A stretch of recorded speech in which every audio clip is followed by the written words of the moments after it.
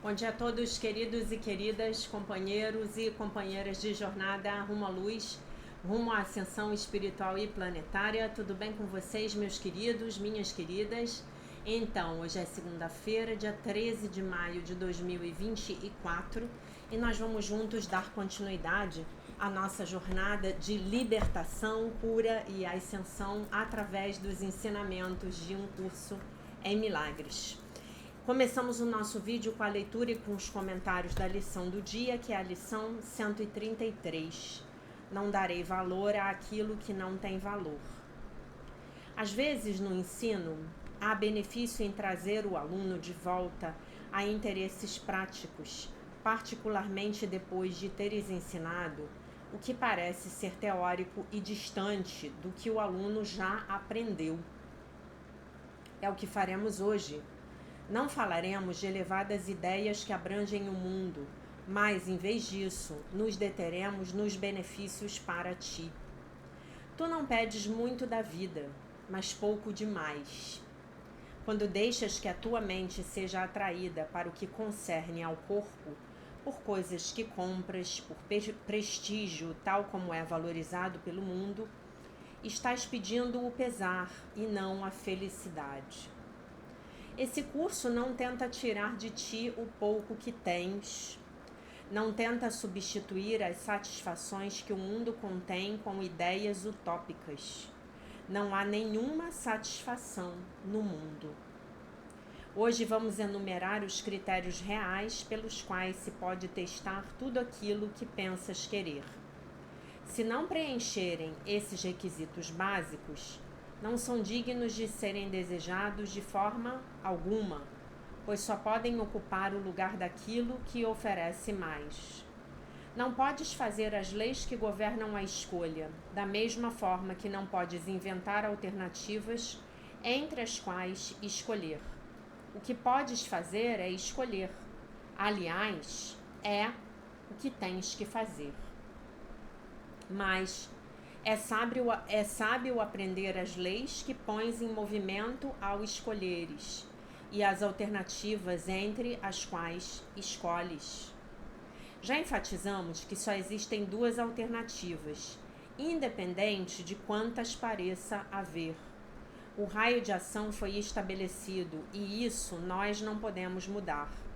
Seria muito pouco generoso para contigo deixar que as alternativas fossem limitadas e assim protelar a tua escolha final, até que tivesses considerado todas elas no tempo, ao invés de teres trazido de forma tão clara ao lugar onde só há uma escolha que não pode deixar de ser feita. Outra lei benigna relacionada a isso é que não há transigências naquilo que a tua escolha necessariamente traz. Ela não pode te dar só um pouco, pois não há meio termo. Cada escolha que fazes te traz tudo ou nada. Portanto, se aprenderes os testes pelos quais podes distinguir o tudo do nada, farás a melhor escolha. Primeiro, e aí ele vai dar os critérios, tá bom? Ele vai dar os critérios pelos quais nós podemos descobrir se estamos escolhendo o tudo ou o nada. Primeiro, se escolheres uma coisa que não vá durar para sempre, o que escolhes não tem valor. Um valor temporário não tem nenhum valor. O tempo nunca poderá tirar um valor que é real. Aquilo que murcha e morre nunca existiu e não faz nenhuma oferenda àquele que o escolhe. Ele é enganado pelo nada sob uma forma da qual pensa gostar. Em seguida, se escolheres tirar alguma coisa de alguém, não ficarás com nada. Isso porque, ao negares o seu direito a todas as coisas, negaste o teu próprio. Então, quando eu nego o direito do meu irmão às coisas, eu estou negando o meu próprio. Portanto, não reconhecerás as coisas que realmente tens, negando que elas existam. Aquele que busca tirar foi enganado pela ilusão de que a perda pode oferecer o ganho. Mas a perda não pode deixar de oferecer perda, e nada mais. A tua próxima consideração é aquela em que se baseiam as outras. Porque a escolha que fazes tem valor para ti. O que atrai a tua mente para ela? A que propósito ela serve? É aqui que se é mais facilmente enganado, pois o ego falha em reconhecer o que quer. Ele nem diz a verdade tal como a percebe, pois precisa manter a auréola que usa para proteger as suas metas, não deixando que fiquem manchadas e enferrujadas, para que possas ver o quanto ele é inocente. No entanto, a sua camuflagem é um verniz fino, que só pode enganar aqueles que se contentam em ser enganados. As suas metas são óbvias para qualquer um que se dê ao trabalho de procurá-las. Aqui, o engano é duplo, pois aquele que é enganado não perceberá que apenas falhou em ganhar. Ele acreditará que serviu às metas ocultas do ego. Mas, embora ele tente manter a auréola do ego com clareza na própria visão, não pode deixar de perceber que as suas bordas manchadas não pode deixar de perceber as suas bordas manchadas e o seu núcleo enferrujado. Os seus equívocos sem efeito lhe parecerão pecados, pois olha para essa mancha como se fosse sua, e para a ferrugem como um sinal de uma profunda falta de valor dentro de si mesmo. Aquele que ainda preserva as metas do ego e as serve como suas, não comete equívocos segundo os ditames do seu guia. Esse guia ensina que é um erro acreditar que pecados não passam de equívocos, pois quem sofreria pelos seus pecados se assim fosse? Se você não assistiu à live de ontem, como se libertar da tríade ímpia, pecado, culpa e medo, por favor assista, tá? É basicamente sobre isso aqui que ele está falando. E assim, vimos ao critério de escolha mais difícil de acreditar, pois a sua evidência está encoberta por muitos níveis de obscuridade. Se sentes qualquer culpa pela tua escolha, permitiste que as metas do ego se interpusessem entre as alternativas reais. E assim não reconheces que só há duas, e a alternativa que pensas ter escolhido te parece amedrontadora e por demais perigosa para ser o nada que de fato é. Todas as coisas têm ou não têm valor, são ou não são dignas de serem buscadas. Seja como for, são inteiramente desejáveis ou não valem o menor esforço para obtê-las. Escolher é fácil só por causa disso. A complexidade nada mais é do que um véu de fumaça que esconde o fato muito simples de que nenhuma decisão pode ser difícil. O que ganhas aprendendo isso? Muito mais do que apenas te permitires fazer tuas escolhas com facilidade e sem dor. O próprio céu é alcançado com mãos vazias e mentes abertas, que vêm sem nada para tudo achar, reivindicando tudo como seu. Hoje tentaremos alcançar esse estado, deixando o auto-engano de lado, com uma honesta disponibilidade para só dar valor ao que é verdadeiramente valioso e real. Os nossos 2 períodos de prática prolongados, de 15 minutos cada um, começam com isto. Não darei valor àquilo que não tem valor, e só busco o que tem valor, pois é só isso que eu desejo achar. E então recebe aquilo que espera por todo aquele que alcança, sem cargas, a porta do céu, que se abre à medida que ele vem. Se começares a te permitir colecionar alguns fardos inúteis, ou acreditar que vês algumas decisões difíceis à tua frente, ser rápido em responder com este simples pensamento: não darei valor àquilo que não tem valor, pois o que tem valor pertence a mim. não darei valor àquilo que não tem valor, pois o que tem valor pertence a mim.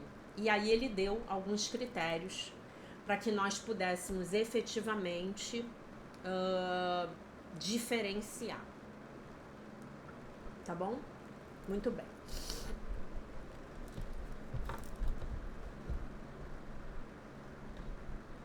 Agora nós passamos para a leitura do texto do nosso livro Texto do Ano, lição 133, dia 13 de maio. Não darei valor àquilo que não tem valor. O nosso livro aqui, a Workbook Companion, ok? Então, qual é o propósito dessa lição?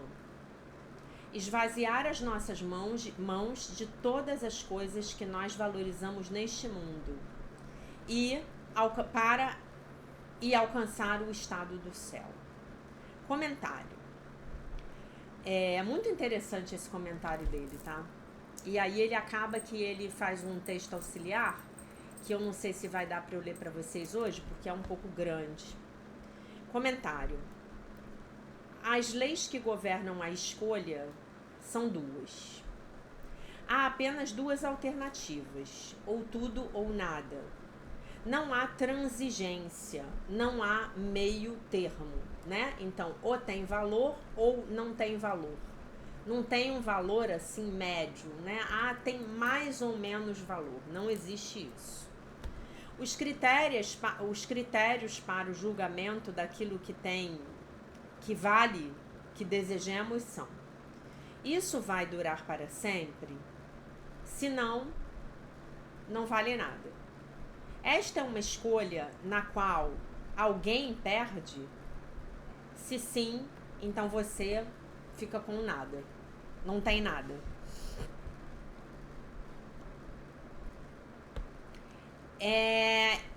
O propósito dessa escolha, né? Ele está livre dos objetivos do ego? Se não, então há uma transigência aqui. E essa escolha, ela está livre de toda a culpa? Se não, as alternativas reais foram obscurecidas, tá?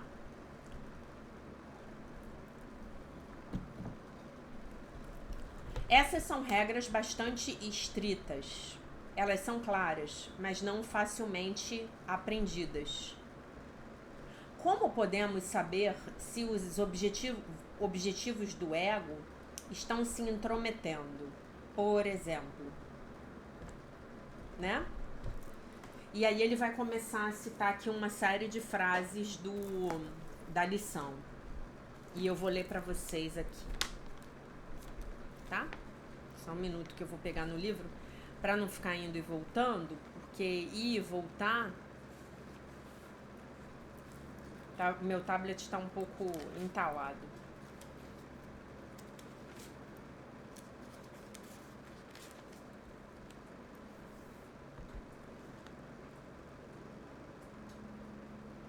É aqui que se é mais facilmente enganado. O ego se disfarça de inocente, se disfarça em inocência. Mas a lição assevera que a camuflagem do ego é apenas um verniz fino que só pode enganar aqueles que se contentam em ser enganados. E as suas metas, as metas do ego, são óbvias para qualquer um que se dê ao trabalho de procurá-las. Nós precisamos apenas estar dispostos a olhar. E o detector do ego, ele é muito simples. Ele é a culpa. Se sentes qualquer culpa pela tua escolha, permitiste que as metas do ego se interpusessem entre as alternativas reais. Repito. Se você não tiver assistido a live de ontem, assista, tá? Está aberta. E eu peço a você, gentilmente, a contribuição mínima de R$11. Tá? Muito bem. Se eu aplicar esses critérios para escolher as decisões na minha vida, a minha vida será constantemente revolucionada. O primeiro critério apenas ele governa todos os objetivos que envolvem qualquer coisa material, incluindo os corpos e os relacionamentos humanos ordinários. Eles durarão para sempre? O que dura para sempre neste mundo? Apenas o amor. E não tudo aquilo que nós chamamos de amor dura para sempre. Nós já demonstramos isso para nós mesmos com toda a probabilidade, ou então nós estamos vendo tudo isso à nossa volta. A declaração do curso, a propósito de que se não dura, então não era amor, é a seguinte. E aí ele vai citar aqui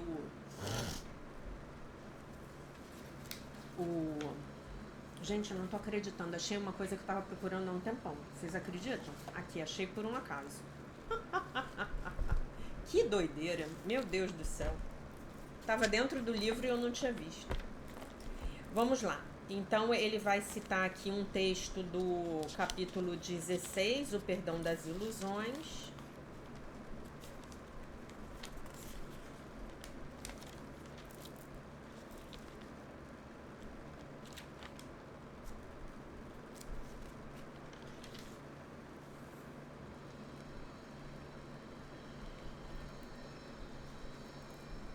Onde a desilusão é possível, não houve amor, mas ódio, pois o ódio é uma ilusão, e o que pode mudar nunca foi amor, tá? E aí ele cita uma outra frase, do capítulo 13, Um Mundo Sem Culpa.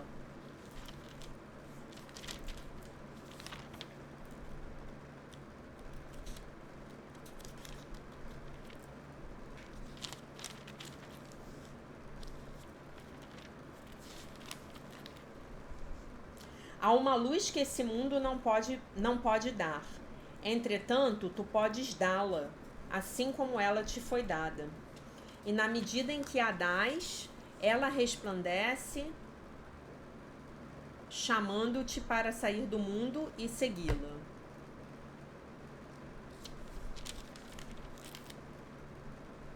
Olha, que interessante. Será que houve um erro de tradução aqui, gente? Eu acho que houve. Depois eu vou checar isso e dizer pra vocês, tá? Porque na verdade há um amor que não é desse mundo. Uma luz que esse... Peraí. Ou talvez eu esteja olhando para a seção errada. Peraí. Não, tô no lugar certo. É isso mesmo. Acho que houve um erro de tradução aqui. Depois eu vou checar no original em inglês e conto pra vocês, tá? Como o autor Stephen Levine escreveu, nós não podemos possuir o amor, mas nós podemos ser possuídos pelo amor. E é isso o que está sendo dito aqui. Nós podemos pensar que a maior parte das nossas escolhas não são tão monumentais como tudo isso que está sendo descrito aqui. Mas há sempre, mas elas são sempre essa exata escolha. A cada momento nós estamos escolhendo dar a nós mesmos,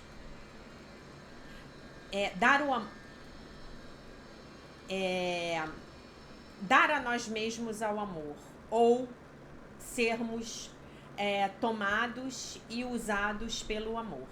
Ou estamos escolhendo nos negarmos ao amor em medo. Escolher o amor é a única escolha sem culpa. E isso não é complexo.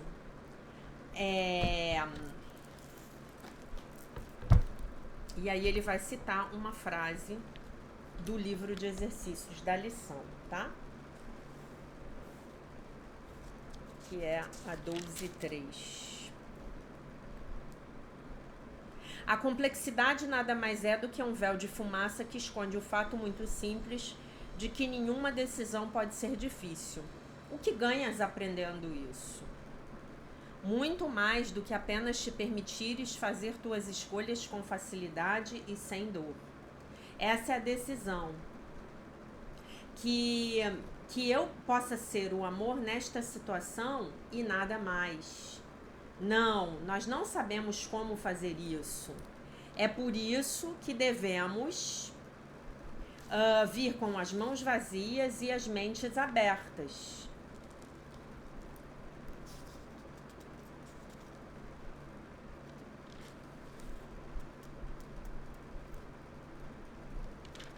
E então recebe aquilo que espera por todo aquele que alcança, sem cargas, a porta do céu que se abre à medida que ele vem.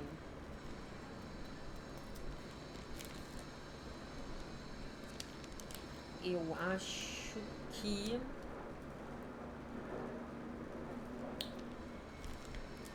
o próprio céu é alcançado com mãos vazias e mentes abertas, que vem sem nada para tudo achar, reivindicando tudo como seu.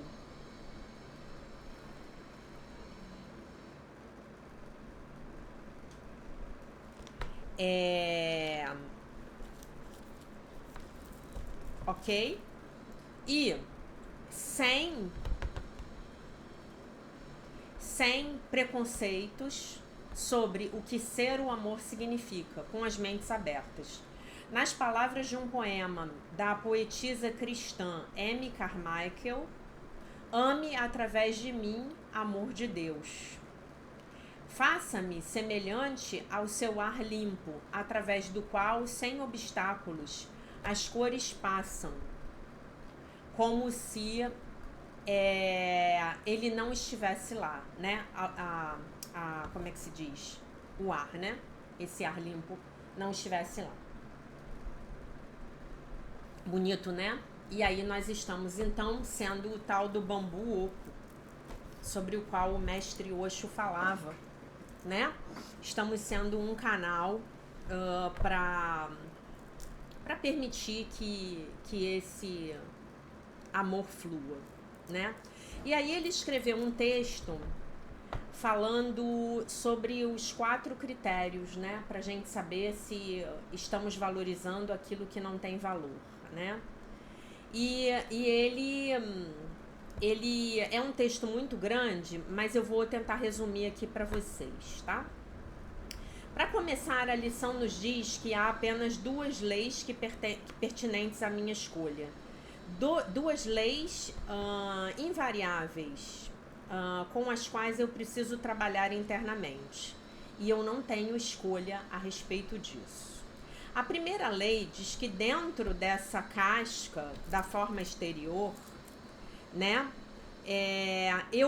de uma dada situação, eu vou escolher entre 2 conteúdos, tá? E aí ele dá como exemplo aqui, ele diz, por exemplo, vamos utilizar uma situação na qual eu desejo sair para jantar com alguém.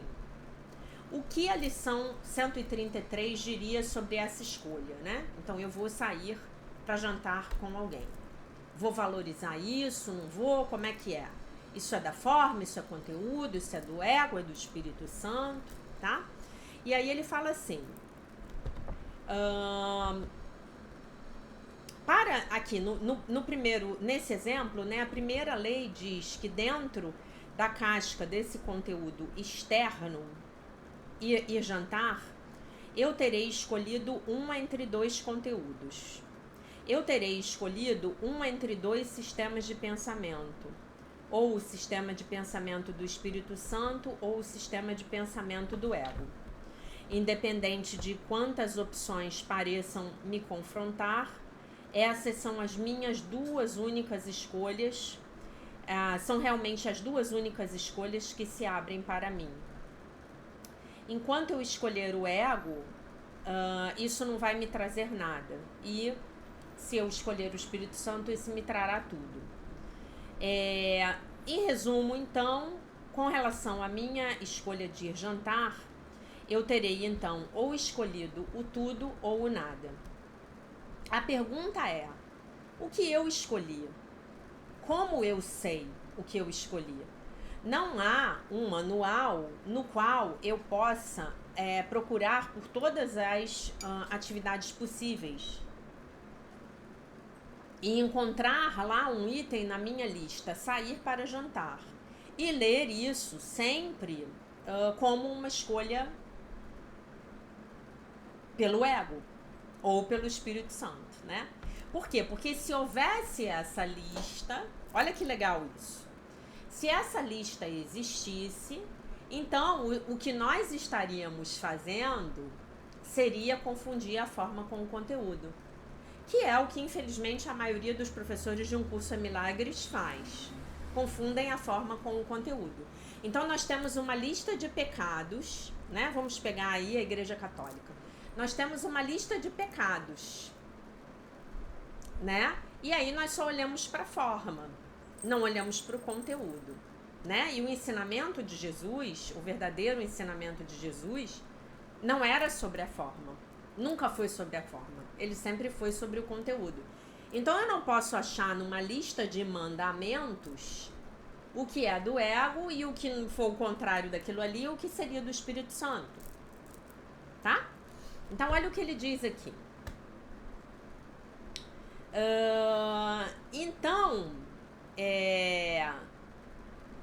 Isso simplesmente não funciona dessa maneira. Então, como eu reconheço se a guisa de escolher sair para jantar fora, eu terei escolhido o conteúdo interior do nada ou o conteúdo interior do tudo. E aí ele vai citar os 4 critérios, né? Então, se eu escolher algo que não vai durar para sempre, então o que eu escolhi não tem valor. Se eu escolher tirar algo de alguém, em favor de alguma outra pessoa, então também não vai ter valor, né? E aí no exemplo dele, para a primeira lei, deixa eu ler aqui para vocês porque eu tô lendo o resumo, né? Se eu escolho algo que não vai durar para sempre, então o que eu escolhi não tem valor. Aí o exemplo do jantar. A comida vai embora numa questão de minutos, né? Qual é o objetivo que ele diz aqui que ele quer com esse jantar? Ele quer aproveitar uma boa companhia, ele quer comer uma boa comida, ele quer ser tratado bem por aquela pessoa que ele convidou para jantar, e esses são os objetivos dele com sair para jantar, tá bom? Muito bem. E aí ele diz assim,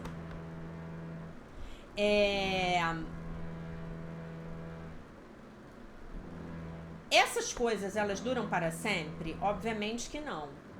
A comida vai embora numa questão de minutos. A conversa termina no fim do encontro. E ser tratado corretamente ou bem, né, pela pessoa dura apenas enquanto aquele tratamento está acontecendo. E tudo isso tem uma vida extremamente curta. Tudo isso, portanto, cai na categoria do que é sem valor. Então, ao escolher isso, eu terei, então, escolhido o nada, tá?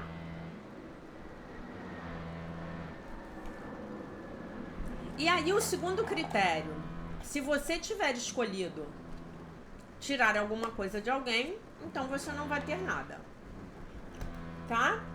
E ele diz que esse critério está sutilmente ligado ao primeiro, tá? Vamos olhar para o exemplo do jantar. Talvez eu tenha pressionado a pessoa com a qual eu estou para me dar o seu tempo. E ela consentiu, mesmo tendo outras responsabilidades mais importantes. Eu tirei não apenas o tempo dela, mas tirei o tempo daqueles que ela negligenciou para gastar o tempo dela comigo.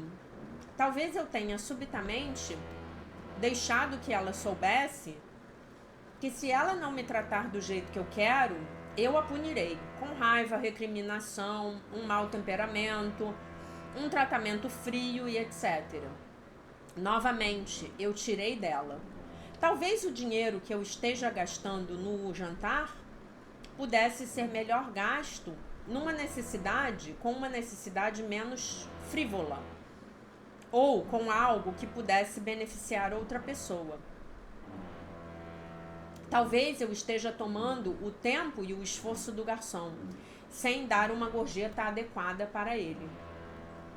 Em resumo, se eu estou buscando por coisas externas, naturalmente estarei tentando tirá-las dos atuais possuidores, para tê-las para mim mesmo. É assim que a coisa funciona quando o prêmio é algo que os meus olhos podem ver. Tá? Muito bem. Tentar tirar dos outros é um outro sinal de que eu realmente escolhi algo que não é nada. Por quê? Porque uma vez que eu tenha tirado do outro, em algum lugar da minha mente, eu já chamei o meu próprio tribunal. Nessa corte, eu julgo a mim mesmo e eu me condeno. E julgo a mim mesmo não digno das dádivas de Deus. Elas são apenas as dádivas, essas dádivas de Deus são apenas as dádivas que eu realmente quero. Mas por agora eu estou convencido de que eu sou muito pecador para tê-las, de que eu pequei muito, né? No final das contas, eu roubei algo do meu irmão. Então, embora as dádivas de Deus estejam comigo, eu não as verei, porque eu terei negado a um pecador como eu possuí-las. E sem elas eu não tenho nada. Resumindo, se eu tirei de outra pessoa, eu acabo sentindo que eu, de fato, mereço não ter nada. O terceiro critério, né? O que essa escolha está fazendo? Deixa eu ler aqui para vocês em português, que é melhor. Por que a escolha que fazes tem valor para ti? O que atrai a tua mente para ela? A que propósito ela serve? É aqui que se é mais facilmente enganado, pois o ego falha em reconhecer o que quer. Ele nem diz a verdade tal como a percebe, pois precisa manter a auréola que usa para proteger as suas metas, não deixando que fiquem manchadas e enferrujadas, para que possas ver o quanto ele é inocente. Tá? O que isso quer dizer? Ao fazer a sua escolha, você está tentando servir aos objetivos do ego ou aos objetivos do Espírito Santo? Isso ainda soa um pouco vago. Isso se torna mais claro quando olhamos para a situação à luz dos dois pontos anteriores. Quando você está buscando algo externo, seja isso tempo, comportamentos particulares ou algo tangível como a comida, e está tentando fazer com que está tentando tirar essa coisa de outra pessoa, você não está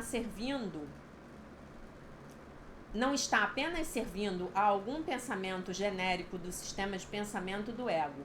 Você está tentando servir o seu próprio ego. Você está tentando servir as suas necessidades às expensas da necessidade dos outros, né? E isso é aquilo que usualmente chamamos de ser egoísta ou autocentrado. E então, eu acredito que esse teste aqui dessa terceira condição é sobre isso. Você estava tentando servir as necessidades do seu ego, vistas como necessidades separadas dos outros? Ou a sua motivação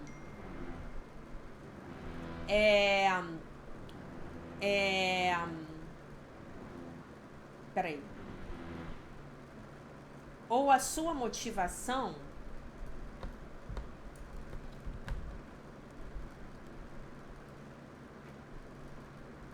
era verdadeiramente amorosa ou ela era autocentrada. Esse é o ponto sobre o qual é mais fácil nós nos enganarmos. E esse é o ponto. Nós queremos realmente admitir o quanto os nossos motivos são egoístas? Quantas pessoas você pode contar, né, nas suas relações que são totalmente honestas sobre as motivações exatas pelas quais elas estão fazendo o que fazem? Você rotinamente assume, rotinamente você não assume que a maioria das pessoas tentará colocar uma auréola de inocência sobre a sua própria tentativa de servir ao seu próprio ego? E é exatamente isso que a lição está falando sobre nós mesmos, né? Então voltemos ao exemplo do jantar. Por que realmente eu fui? A quais necessidades eu estou realmente tentando servir? Estou tentando servir as minhas necessidades, vendo-as como separadas das necessidades do meu acompanhante? Sejamos honestos. Isso realmente era sobre mim, o meu prazer, o meu conforto e a minha satisfação. Mas eu quero admitir isso? Ou eu quero fazer o meu melhor para virtualmente tampar, né, encobrir esse fato com essa aura, fazendo com que o meu ato aparente ser amoroso, generoso, cheio de consideração e altruísta? Isso pode enganar os outros, pode até enganar a mim mesmo, mas de fato não o fará, né? Lá, profundamente dentro do meu ser, eu conhecerei exatamente a motivação pela qual eu fiz o que fiz. Num lugar sério e honesto da minha mente, eu estarei olhando diretamente para as minhas motivações reais e tomando consciência de como elas, no fim das contas, elas são de autoengrandecimento e até imorais. Mesmo quando eu tiver tirado a primeira camada de engano, eu ainda serei pego na próxima camada. Porque eu assumo que eu realmente estava servindo o meu ego. E eu ganhei ao fazer isso. Então, eu me tornei... ele diz assim, eu me tornei tão, vamos dizer, tão imoral quanto o ego é. E eu sinto que eu contribuí para aumentar a conta bancária aí do ego. E fui pago lindamente para fazer isso, né? O que eu fiz para mim não vai aparentar ter sido um equívoco inocente. Aparentará ser um pecado genuíno. E essas linhas expressam essa ideia perfeitamente, né? E aí ele cita as linhas 10, 1 a 2. Os seus equívocos sem efeito lhe parecerão pecados, pois olha para essa mancha como se fosse sua, e para a ferragem... Mas embora ele tente manter a auréola do ego com clareza na sua própria visão, não pode deixar de perceber as suas bordas manchadas e o seu núcleo enferrujado. Os seus equívocos sem efeito lhe parecerão pecados, pois olha para essa mancha como se fosse sua, e para a ferrugem como um sinal de uma profunda falta de valor em si mesmo. Aquele que ainda preserva as metas do ego e as serve como suas, não comete equívocos segundo os ditames do seu guia. Esse guia ensina que é um erro acreditar que pecados não passam de equívocos, pois quem sofreria pelos seus pecados se assim fosse? Então eu estou aumentando a minha culpa, né? Vocês estão vendo? Muito bem. Em outras palavras, há 2 níveis de engano aqui. Um na superfície. Eu sou tentado a entender que as minhas motivações eram inocentes e altruístas. E além disso, ainda mais, além dessa superfície, né, sob essa superfície aí, perdão, eu sei a verdade, né? Eu sei que eu estava buscando servir aos propósitos do ego, né? Mas mesmo aqui, quando eu sou enganado, porque eu penso que ao servir o ego, eu servir a algo real, nesse processo, então, eu me torno o ego. E assim como a passagem acima nos disse, eu sou enganado em pensar que essa mancha, ela é minha própria, né? E é assim que eu termino me sentindo. Como eu poderia ter ganho alguma coisa, né? Como é que, assim, no final é como eu acabo me sentindo, né? Como é que eu poderia ter ganho finalmente alguma coisa? Escolhendo buscar os objetivos do ego, eu, no final das contas, eu terminei com o nada, tá? E aí ele vai testar o quarto critério, tá?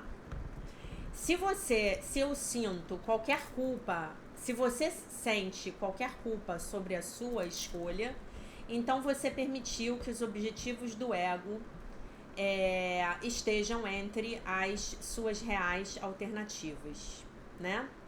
Então, se você está... Vamos olhar a relação com os pontos anteriores.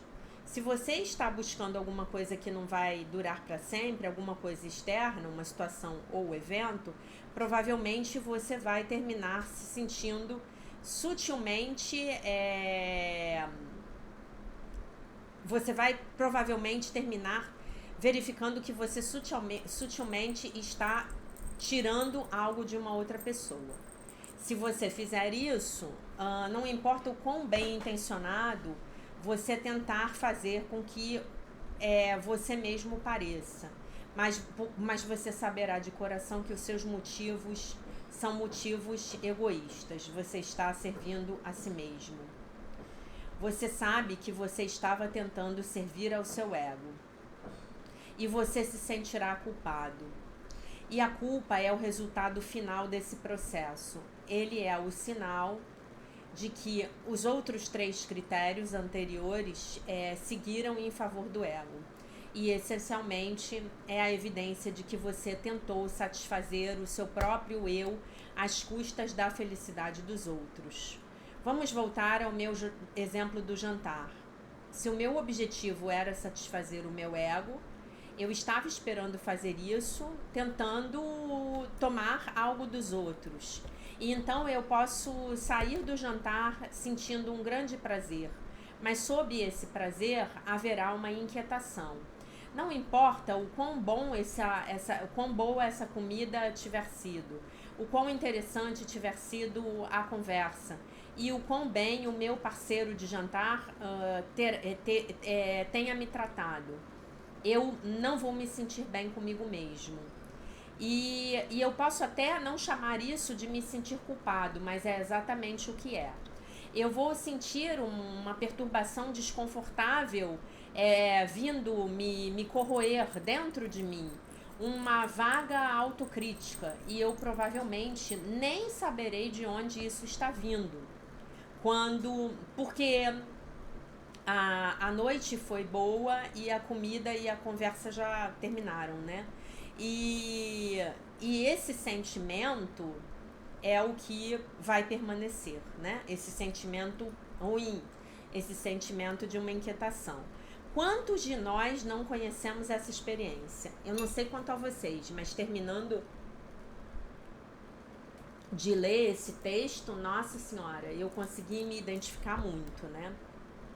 E a lição, ela enfatiza que nós vamos achar esse critério mais difícil de acreditar. E isso é verdade.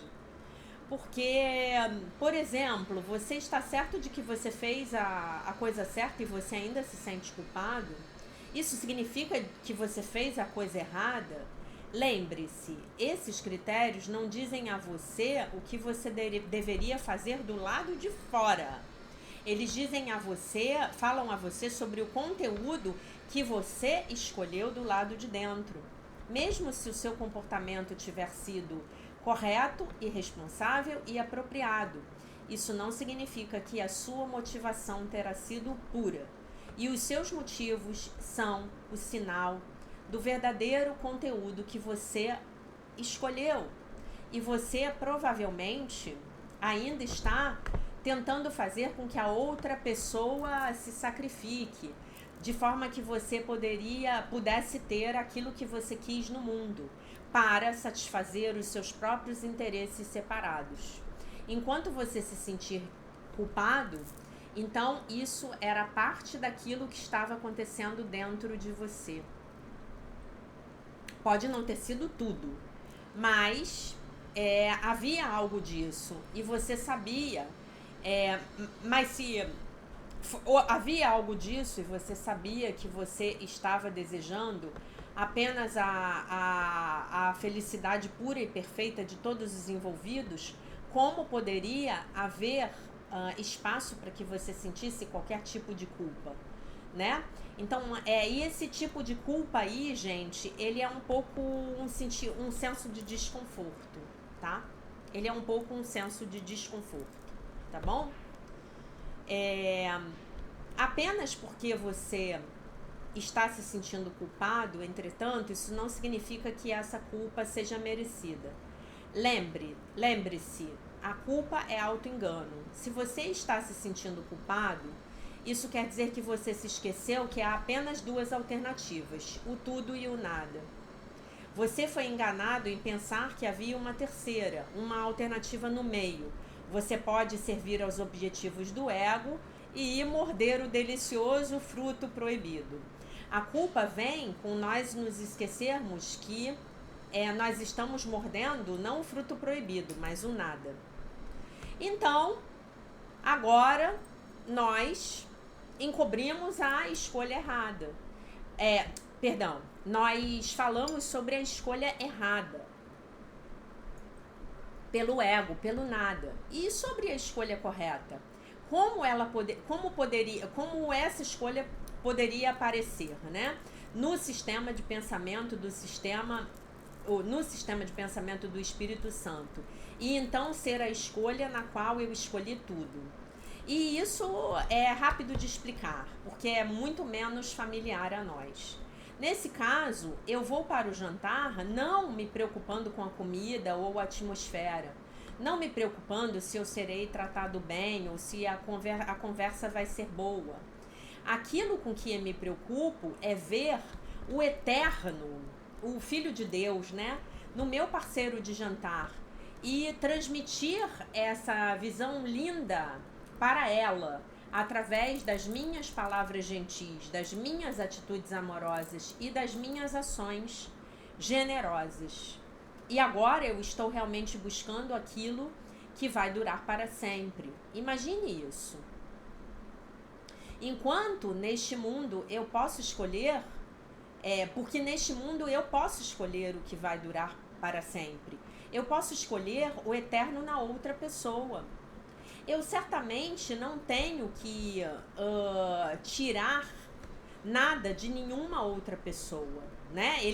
Eu tô ali para dar o meu amor, as minhas palavras gentis, a minha generosidade, né? E uma vez que eu não tirei nada de ninguém, eu não roubei nada de ninguém, então eu acredito nos meus próprios direitos. E especificamente, o meu próprio direito é desfrutar das dádivas de Deus. Adicionalmente, eu não apenas não tirei nada de ninguém, mas eu abençoei.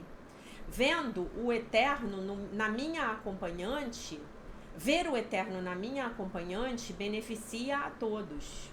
Ajuda no despertar de todos para o que é eterno neles. E então todos ganham com a minha escolha e ninguém perde. Isso significa que eu não estou tentando servir aos meus interesses separados, o meu ego. Ao dar tudo, como na Terra eu poderia me sentir culpado. Em resumo, eu fiz a escolha perfeita. Eu escolhi aquilo que dura para sempre. Eu afirmei o meu direito à felicidade. e isso então me deixou sem nenhum traço de culpa. Eu escolhi aquilo que o curso diz que é a mais feliz experiência que eu posso ter neste mundo. E aí ele cita aqui um texto do capítulo 17. Tá? É muito legal isso, né, gente? Que legal, né? Nossa, gente, é muito legal essa explicação dessa lição. Adorei, viu? Adorei mesmo. Espero que vocês tenham gostado. 17, 2, 1.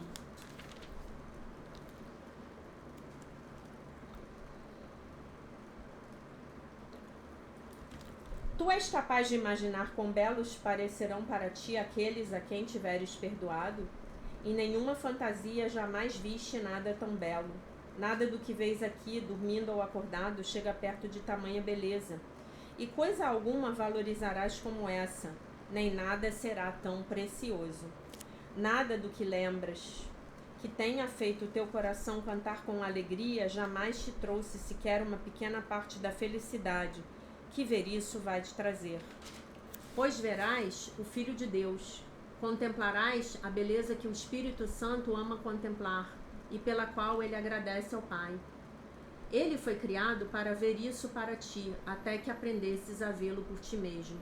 E todo o seu ensinamento leva a ver isso e a dar graças por ele. Né? Ver o quê? Eu estou vendo o eterno no meu irmão. Eu estou contemplando a imagem verdadeira do meu irmão. Né? Estou contemplando o Filho de Deus, perfeito, inteiro, completo, maravilhoso e isento de pecado no meu irmão. Eu estou contemplando. E eu estou ajudando ele a despertar para essa verdade nele mesmo, né? Então, ao escolher ver o eterno no meu irmão, eu, de fato, escolhi tudo, ok? E aqui ele fala a coisa mais importante para mim desse texto. Os critérios não estão lá para responder a respeito do que eu deveria fazer do lado de fora, mas para eu saber qual conteúdo eu devo escolher dentro de mim, né? A pergunta real agora é: eu usarei esses critérios? Nós sujeitaremos as nossas próprias escolhas a esses testes? Nos dias que se seguiram a eu ter escrito esse artigo, é um artigo separado, tá? Do conteúdo da lição, por isso que é tão grande. Eu descobri que o uso desses critérios, ele pode ser um processo muito sério. Aplicá-los significa que eu vou ter que encarar o quão direcionadas pelo meu ego as minhas escolhas são, né? E eu, então, escolhi fazer algo a respeito e buscar essa experiência do eterno, né? E aí ele diz aqui que ele descobriu que ele consegue fazer isso, mas não na maioria das vezes, né? Então, na maioria das vezes, as escolhas dele ainda são dirigidas pelos interesses separados do ego, né? Ele tentando ganhar algo às expensas do outro, né? E aí ele fala, né, que esse é o ponto desses testes, nos tornar conscientes, nos fazer conscientes de que as nossas escolhas ordinárias, dia após dia, elas são escolhas nas quais a gente está escolhendo nada, né? Esses testes também nos mostram aquilo que nós queremos, aquilo que devemos escolher, né? Algo eterno, algo que nós não precisamos tirar de outra pessoa, algo que não serve ao nosso ego às expensas do ego dos outros e que não nos joga culpa em cima, né? Aplicar esses critérios numa base constante não significa que seremos instantaneamente forçados a escolher o eterno, enquanto deixamos de lado quaisquer investimentos internos boa comida e conversas prazerosas, tá? No final das contas, saber que fumar excessivamente ou beber,